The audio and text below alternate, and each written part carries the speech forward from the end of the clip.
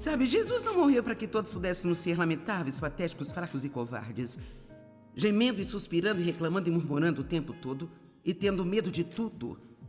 Ele morreu para que pudéssemos ter uma vida poderosa, corajosa, surpreendente e frutífera, e não apenas uma boa vida, mas também podermos alcançar outras pessoas com amor, ajudando a elas a encontrar o caminho para Cristo também. O diabo, ele está vivo e bem no planeta Terra, mas a boa notícia é que, embora ele tenha poder, nós temos poder e autoridade. E a única autoridade que ele tem é a que nós damos a ele, e na maioria das vezes nós a entregamos a ele por falta de conhecimento. Ou às vezes por preguiça também, não estando dispostos a fazer aquilo que sabemos que precisamos fazer quando nós precisamos fazer. Lucas capítulo 10, verso 19, um versículo muito importante para este seminário. Porque ele está dizendo, eis que eu dei a vocês poder. Então é como se Deus estivesse dizendo, acorde, olhe ao redor e assim perceba que eu já dei a vocês poder. Já lhe dei poder, você não precisa esperar que Deus lhe dê poder, você precisa acreditar que você tem. Em Efésios 1, verso 19, o apóstolo Paulo orou pela igreja e ele disse, eu oro para que eles conheçam o poder que está disponível, a suprema grandeza de seu poder, que está disponível para aqueles que creem. Agora, como crente em Cristo, esse poder está disponível para você, mas se você não acredita nesse poder, então você não vai experimentá-lo em sua vida. Eu fui crente em Cristo por muitos anos, mas não acreditava que eu estava justificada diante de Deus através do sangue de Cristo. Então, apesar de eu ter sido salva, eu também passava todos os dias condenada, culpada e cheia de vergonha do meu passado. É importante que não apenas acreditemos em Cristo, mas é importante que acreditemos em tudo o que Ele disse, em todas as promessas que Ele deu a nós. Eu não sei que tipo de vida você vive, mas eu estou aqui para dizer que Jesus morreu para que você pudesse ter poder. E você não precisa estar debaixo de algo o tempo todo. Você pode estar no alto e ter a vitória. A Bíblia diz tantas coisas incríveis, como somos mais do que vencedores, através de Cristo, que nos ama. Eu disse ontem à noite que eu acredito que ser mais do que vencedor significa que você nem se preocupa com o próximo problema que está chegando, porque você já sabe, antes de ter o problema, que você terá a vitória sobre ele. Isso nos impede de termos qualquer tipo de medo, de problemas. 1 João 4,4 diz, maior é aquele que está em mim do que aquele que está no mundo. Aquele que é maior vive em nós. Você tem poder. Satanás tem poder. Mas você tem poder e autoridade. Eis que eu dei a vocês poder, autoridade e poder para pisar em serpentes e escorpiões. Está falando sobre espíritos demoníacos e força física e mental e capacidade sobre todo o poder que o inimigo possui e nada lhes causará dano. Agora, isso não significa que nada virá contra você, mas isso significa que mesmo que você passe pelo fogo, você sairá e não será queimado. Se passar pelos rios, você não se afogará. Se você passar por problemas, não ficará sobrecarregado. Nós temos uma unção de passagem em nossas vidas. Isso é melhor do que ficar preso em algum lugar. Então, a boa notícia é para você hoje. Por favor, aceite isso. Não importa o que esteja acontecendo em sua vida agora. Não importa o quão impossível sua situação possa parecer. Você está passando. Você não está preso no meio. Se você realmente pegou na mão de Cristo, você está passando e você vai sair do outro lado e nem mesmo terá cheiro de fumaça. Amém? Agora, Atos capítulo 1, verso 8 diz, quando o Espírito Santo descer sobre vocês, vocês receberão poder. Eu amo isso. E vocês serão minhas testemunhas em Jerusalém, Judeia e Samaria e até os confins da terra. Este poder sobre o qual estamos falando é um poder de fazer milagres, é a capacidade, é força em mim, mas também é aquele poder que produz a excelência moral da alma. E assim o que isso significa é que Deus nos dá o poder de sermos piedosos em um mundo ímpio. Deus nos dá o poder de fazer o que é certo quando nos sentimos mal. Deus nos dá o poder de perdoar as pessoas que nos ferem profundamente e de orar por elas e até mesmo de abençoar a elas. Isso requer poder. Você tem o poder de sorrir quando está tendo um dia ruim. Você tem o poder para ser uma bênção Nós temos o poder de ter a excelência moral da alma. Em outras palavras, nós temos o poder de sermos como Jesus. Nós temos apenas que chamar esse poder. A primeira coisa que você precisa para se qualificar, para que o poder de Deus seja liberado em sua vida, é saber que você é fraco em si mesmo. Quando pensamos que podemos fazer sozinhos, então nós não nos apoiamos totalmente em Deus. Agora, em 2 Timóteo capítulo 1, versículo 7, pois Deus não tem dado a nós um espírito de medo. A Bíblia Amplificada diz de timidez, covardia, ansiedade, servilismo e hesitação. Mas Ele tem dado a nós um espírito de poder e de amor, e uma mente calma, uma mente equilibrada e um espírito de disciplina e autocontrole. Eu amo isso. Então, só para entendermos bem, vamos ver como isso deve acontecer. Nós temos um espírito de poder sobre o inimigo. Nós devemos usar o poder para não deixar o diabo governar nossas vidas e nos comportar como Jesus quer que nos comportemos. Nós devemos amar as pessoas e controlar a nós mesmos. Mas muitas vezes amamos a nós mesmos e queremos controlar as pessoas. Vamos lá, nós misturamos tudo e nós queremos usar nosso poder para controlar Deus, quando devemos usá-lo contra o inimigo, amando as pessoas e controlando a nós mesmos. E quando nós fazemos isso, tudo começa a acontecer de forma realmente boa e agradável. Você não tem que viver com medo. Você não tem que viver com medo. Você pode sentir medo, mas não precisa se curvar a ele. Há uma diferença entre senti-lo e entregar-se a ele. Todos vamos sentir medo em diferentes momentos de nossas vidas, mas a única maneira de vencer o medo é fazendo com medo. A única maneira de vencer o medo é seguir em frente, fazer o que você sabe que Deus quer que você faça no poder do Espírito Santo. E nós temos que ser bem agressivos contra o inimigo. 1 Pedro 5, 8 e 9 nos ensina que nós devemos resistir ao diabo no seu início. Estar vigilante, ser diligente, continuar fazendo o que precisamos fazer e não deixar o inimigo obter a vantagem. Nós não podemos ser cristãos preguiçosos. Não podemos ser pessoas que desistem facilmente. Temos que ficar agitados no fogo de Deus. É por isso que é tão maravilhoso tirar tempo para conferências e estudos e estar envolvido com a sua igreja e estudar a palavra e passar tempo com Deus. Porque, sabe, um dia no mundo pode sugar muita coisa de você. E vou apenas dizer, você não vai sobreviver com um pequeno sermão de 15 minutos no domingo de manhã em algum lugar. Você tem que ter mega doses da palavra de Deus se você quiser durar no dia de hoje.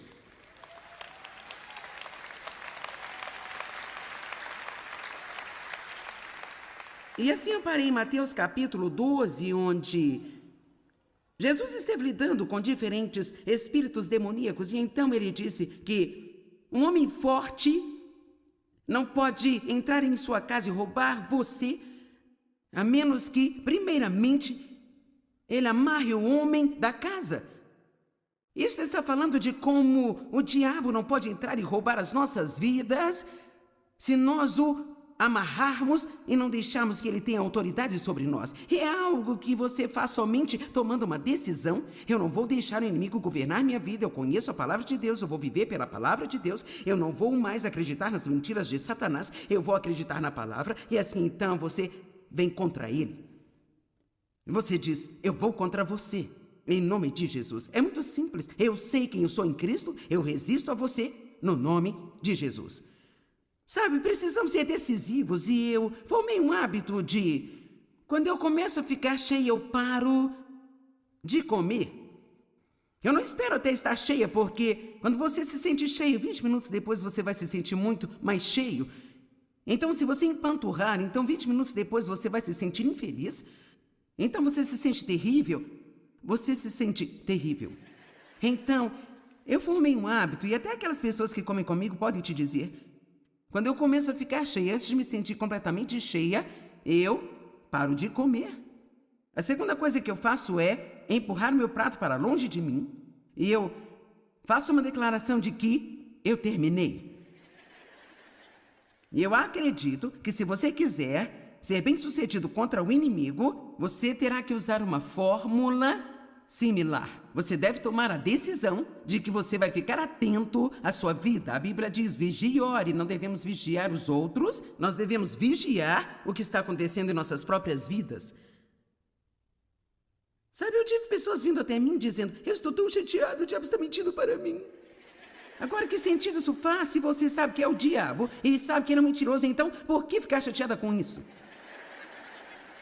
Mas esta sala está cheia de pessoas que tiveram muitos momentos desagradáveis na semana passada porque vocês ouviram as mentiras de Satanás e não foram agressivos contra ele. Você não disse cale a boca, não. Está escrito, você apenas ficou lá. Você sabe que uma pessoa passiva é alguém que quer que algo bom aconteça, ela vai ficar lá esperando para ver se acontece, sabe? Existem 2 tipos de pessoas no mundo. Pessoas que esperam que as coisas aconteçam e pessoas que fazem as coisas acontecerem. Que tipo de pessoa você vai ser? Amém? Defenda o seu terreno. Então, diz a Bíblia que podemos amarrar o homem forte. Todas as manhãs em minhas orações, eu falo em voz alta, eu amarro o inimigo em nome de Jesus. Ele não tem autoridade sobre a minha vida, ele não vai roubar de mim hoje nada daquilo que é meu, ele não vai roubar na minha família, e eu incluo até mesmo os meus parceiros nestas orações, e você não vai roubar os meus parceiros. Agora, eu comecei para você, mas eu não posso manter o inimigo do lado de fora se você deixá-lo entrar. Nós temos autoridade, mas quanta autoridade podemos realmente exercer na vida de uma outra pessoa? Posso te contar? Você não pode ajudar ninguém que não faça a sua parte. Você não pode ajudar pessoas que não farão a parte delas. Eu tenho mais autoridade sobre a minha vida. Ao lado disso, eu tenho alguma autoridade na minha família e talvez sobre as pessoas que estão perto.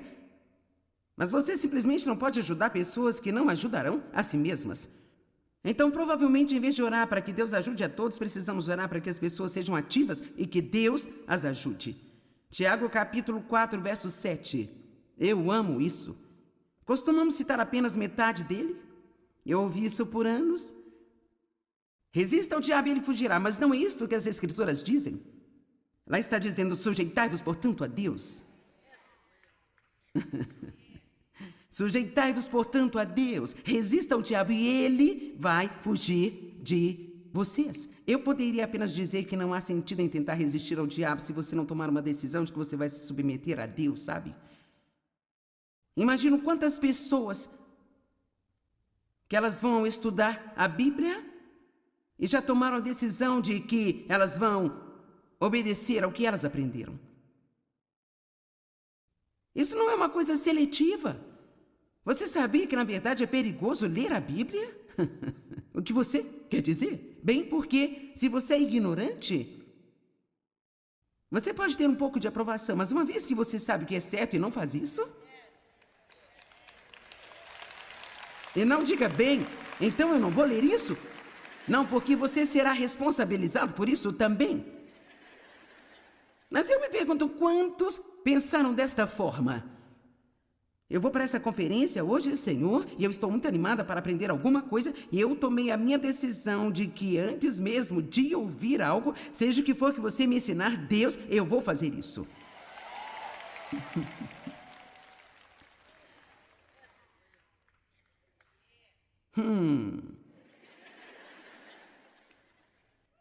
Não, nós meio que ouvimos e se não gostamos, simplesmente deixamos para lá.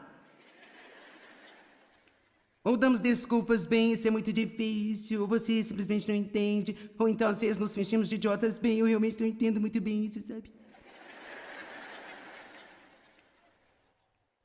Então eu realmente quero encorajá-lo a partir de agora, quando você estudar a Bíblia, e sabe, eu estava conversando com um outro ministro hoje que é bem versado nas Escrituras. Eu disse, existe algum lugar na Bíblia onde diz, leia a Bíblia? Não lembramos de nenhum. Lá diz para estudar. Existe uma diferença entre ler e estudar. E nós lemos em quantidade para fazer nossa pequena marca em nosso calendário celestial. Então Deus está feliz conosco neste dia. E o que nós precisamos é fazer isso como se fosse a nossa própria vida. Quando você sabe disso e acredita, você se torna perigoso para o inimigo. Quando você coloca os pés no chão pela manhã, os demônios ficam gritando.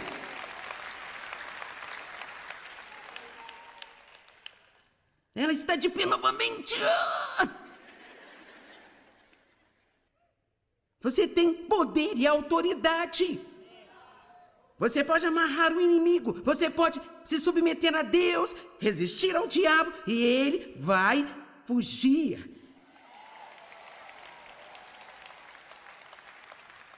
Você sabia que você pode repreender e resistir ao mau humor? Bem, eu não posso evitar como eu me sinto.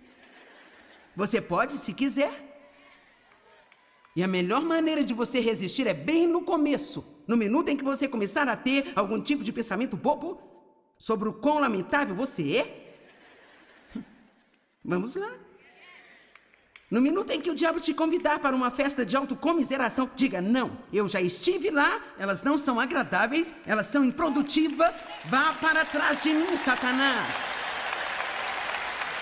Estas são o tipo de coisas que temos que vigiar. Nós temos que vigiar e orar. Espere um minuto, sabe? Eu disse ontem que eu tive um dia de críticas. Quero dizer, eu estava apenas vendo as falhas de todo mundo. Foi como... Bem, sabe, isso não é normal para mim. E não é isso que Deus quer de mim. E então você tem que perceber que isso é um ataque do inimigo, tentando fazer você se distrair e desta maneira fazer você perder o foco. Você está comigo? Alguém que já percebeu como é difícil você manter o foco em alguma coisa por alguns minutos? A Bíblia diz, em Mateus 11, verso 12, o reino de Deus é tomado à força desde os dias de João Batista até os tempos de hoje, mas os violentos se apoderam dele pela força. Isso está falando, se você pesquisar no dicionário grego, diz: o reino de Deus sofreu abuso e ataque, mas o enérgico o toma pela força. Em vez de deixar o inimigo ser violento com você, seja violento com ele, mas não seja violento na carne, seja violento no espírito. Jesus estava explicando aos seus discípulos que não demoraria muito e ele iria deixá-los, e ele iria pagar o preço e passar pelo sofrimento que vinha tentando contar a eles. E no versículo 22 diz: e Pedro chamou à parte para falar com ele em particular. E começou a repreendê-lo e a acusá-lo severamente, dizendo: Deus o livre, Senhor, isso nunca deve acontecer com você. Mas então Jesus se afastou de Pedro e disse a ele: vá para trás de mim, Satanás. Agora, o diabo vai trabalhar através das pessoas para tentar desviar você e distrair você e afastar você daquilo que Deus quer que você faça em um determinado dia. Eu não sei, vamos pegar algo prático. Você é uma mãe, você conseguiu alguém para olhar os seus filhos naquele dia, você tem um plano, hoje você vai colocar toda a casa em ordem. Quer dizer, você vai lavar a roupa, lavar a louça, você vai limpar o armário que está te deixando maluca, você vai organizar aquele talão de cheques que não é verificado há 2 anos. Você diz: é isso aí. Agora, o inimigo não quer que você tenha qualquer ordem, porque ele quer que a desordem te enlouqueça. Ele quer que você chegue ao fim de mais um dia e sinta-se fracassada, porque você tinha um bom plano e o seu plano não funcionou. E assim uma amiga liga: o que você está fazendo? Oh, estou me preparando para fazer assim e assim. Bem, o que você vai fazer com as crianças? Oh, eu tenho alguém cuidando delas para mim. Oh, você está sem as crianças? Olha, tem uma grande liquidação no shopping. Vou buscar você para a gente almoçar e fazer compras. Agora sua amiga pode ser tão doce quanto pode ser. Ela é tão inocente, mas o inimigo ainda está usando ela. Ela não é uma pessoa perversa, mas ainda assim o inimigo a está usando, especialmente se você disser não e ela ainda continuar tentando convencer você. Nós precisamos parar de tentar convencer as pessoas a fazer o que nós queremos que elas façam e orar para que elas sejam guiadas pelo Espírito Santo. Você ouviu o que eu disse? Nós precisamos parar de tentar convencer as pessoas a fazer o que nós queremos que elas façam e encorajá-las a seguir a liderança do Espírito Santo. Na verdade, poderia ser melhor se a amiga dissesse: bem sabe, e eu sei que a sua desordem realmente a está incomodando, eu vou tirar um dia e vou estar aí para ajudar você. Isto seria melhor. Quando alguém magoa você, é o inimigo tentando derrubá-la. Quando você ouve que alguém está falando mal de você, isto é o inimigo tentando derrubá-la. Quando você tem um sonho, uma visão para a sua vida e as pessoas lhe dizem que isso nunca poderá acontecer com você, isto é o inimigo tentando derrubar você.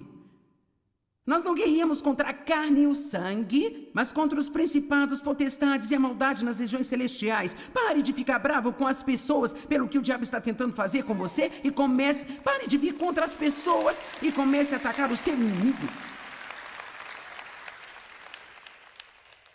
Pense em Jesus, aqui está ele numa missão de Deus.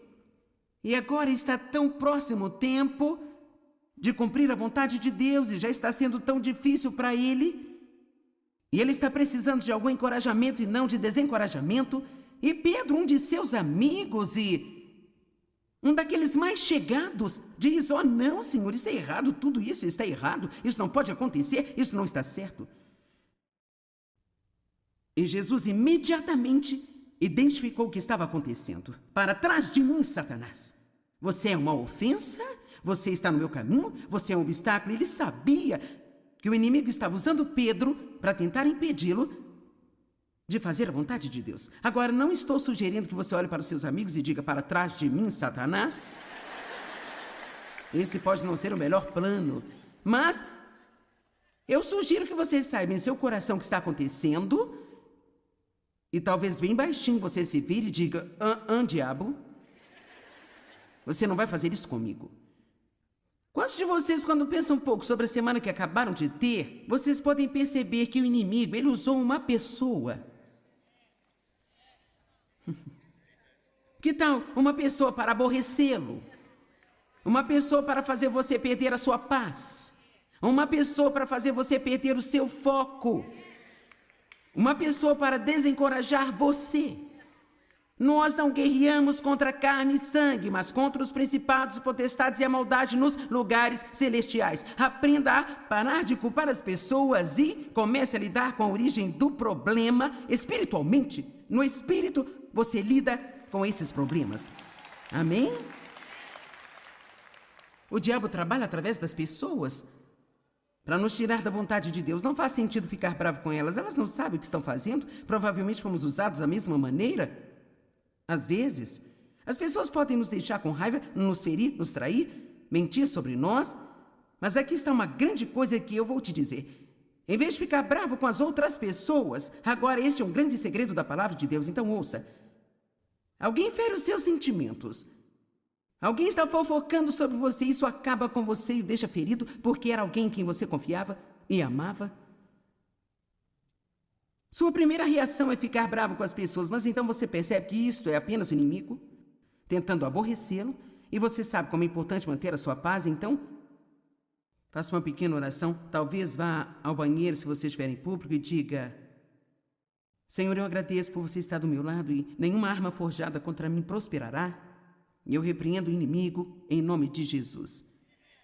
Eu sei que isso não é realmente a pessoa, é o inimigo tentando me fazer recuar. Então, ao invés de ficar bravo com aquela pessoa, faça o que a Bíblia diz em Romanos 12:21, vá e vença o mal com o bem. Então, alguém tentou magoar você? Sua resposta é: eu não só não vou ficar bravo com você, eu vou resistir ao diabo, eu vou dar um passo adiante e fazer algo bom para alguém. Bem, se você é um crente em Cristo, Deus já deu a você toda a autoridade sobre o inimigo e falar a palavra em voz alta é uma ótima maneira de exercer essa autoridade.